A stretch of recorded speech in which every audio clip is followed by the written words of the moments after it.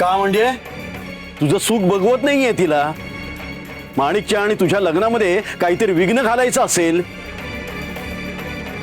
कसंही करून या घराला चिकटून बसायचं हिला. लोचट कुठली.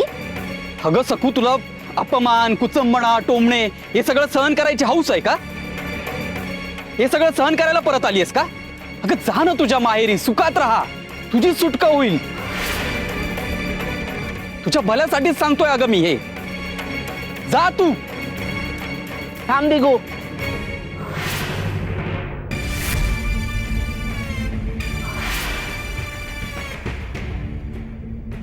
ये ग ये. खरंच दिगू, तुझ्या माणिकचं मन फार मोठं आहे रे दिगू. तिनेच सखूला थांबून ठेवलंय. अरे आता तिच्या वयासारखं कोणीतरी तिच्या सोबत हवं की नको? नवऱ्या मुलीला किती तयारी करायची असते आणि एखादी सखू माणिक सोबत हवीच. तेव्हा तुमच्या गळ्यात माळा पडेपर्यंत सखू माणिक सोबतच राहील. माणिकला काय हवं नको ते सगळं बघेल. हो ना माणिक? अरे थांब थांब. माणिकला काय सांगायचंय ते ऐकून तरी घे.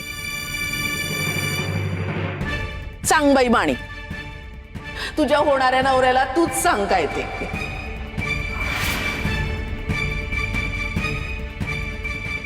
जा.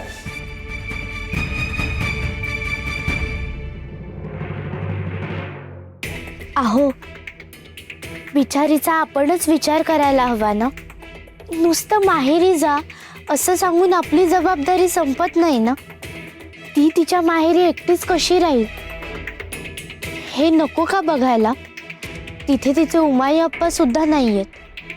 तुम्हाला ती नकोय मान्य आहे, पण तिचे उमाई अप्पा पंढरपुरावरून आल्यावर आपण तिला परत पाठवू. तोवर तिला इथेच राहू दे. आम्ही दोघी एकमेकांची काळजी घेऊ ना.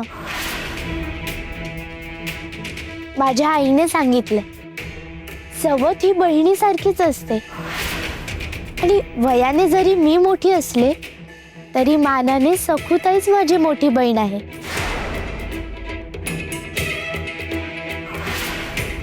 हो ना सखूताई, ठेवा ना तिला इथे.